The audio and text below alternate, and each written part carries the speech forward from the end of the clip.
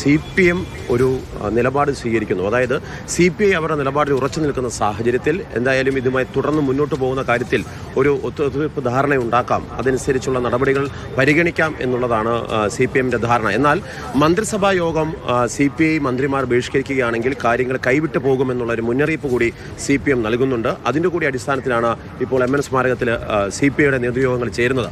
ഈ നേതൃയോഗങ്ങൾക്ക് ശേഷം CPI ഇതിനകത്തൊരു ധാരണയുണ്ടാക്കുമെന്നും ഇന്ന് വൈകിട്ട് നടക്കുന്ന മന്ത്രിസഭാ യോഗത്തിൽ ഒരു പങ്കെടുക്കുകയും ആ സമയത്ത് ഇത് മരവിപ്പിക്കുന്ന ഉൾപ്പെടെയുള്ള കാര്യങ്ങൾ ചർച്ച ചെയ്തുകൊണ്ട് കേന്ദ്രത്തിന് കത്തയക്കുക എന്നുള്ള CPIയുടെ ഒരു നിർദ്ദേശം, അത് യഥാർത്ഥത്തിൽ അതൊരു ഫോർമുലയാണ്.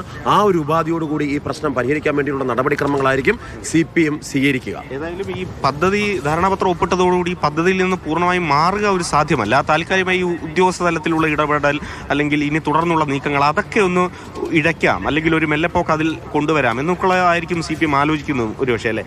അതായത് നയപരമായ ഒരു തീരുമാനം മാത്രമേ നമുക്ക് ഇതിനകത്ത് പറയാൻ പറ്റുകയുള്ളൂ. അതായത് നിയമപരമായ കാര്യങ്ങൾ ഇനിയും പഠിക്കേണ്ടതുണ്ട്. കാരണം ഇത്തരമൊരു തീരുമാനം CPM മന്ത്രിസഭയോ എടുത്തതുകൊണ്ട് മാത്രം ഈ പ്രശ്നം പരിഹരിക്കപ്പെടുമോ എന്നുള്ളതാണ്.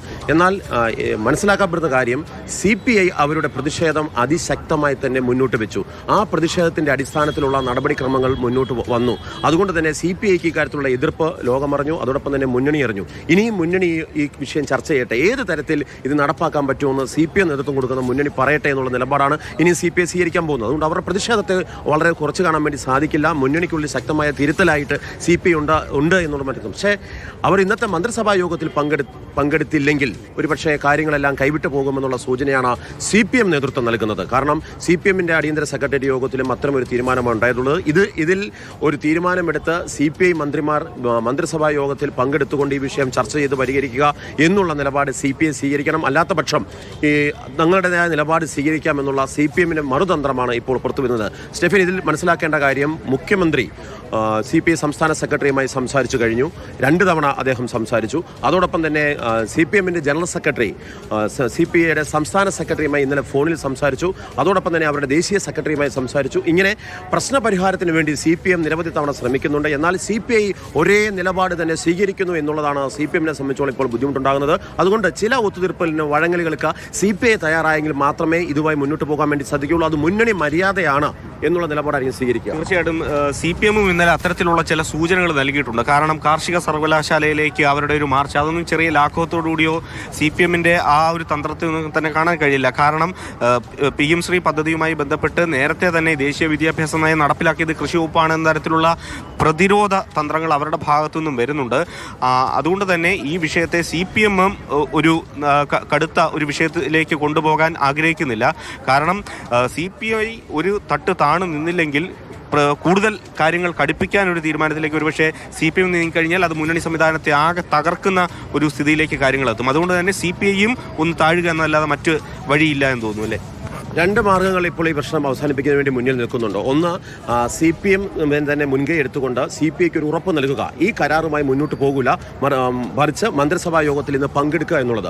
അങ്ങനെ ഒരു തീരുമാനം അംഗീകരിക്കുകയാണ് CPI എങ്കിൽ, മന്ത്രിസഭാ യോഗത്തിൽ ഇന്ന് പങ്കെടുക്കുകയാണെങ്കിൽ ഒരുപക്ഷെ CPI ഉന്നയിച്ച കാര്യത്തെ ഗൗരവത്തോടുകൂടി എടുക്കുകയും അതനുസരിച്ച് ധാരണാപത്രം മരവിപ്പിക്കുന്ന ഉൾപ്പെടെയുള്ള നിയമസാധുത തേടുകയും ചെയ്യും. ഇതിൽ നിയമസാധുത തേടുമ്പോൾ എത്രമാത്രം ഇത് പ്രായോഗികമായി നടപ്പാക്കാൻ സാധിക്കും എന്നുള്ളതാണ്.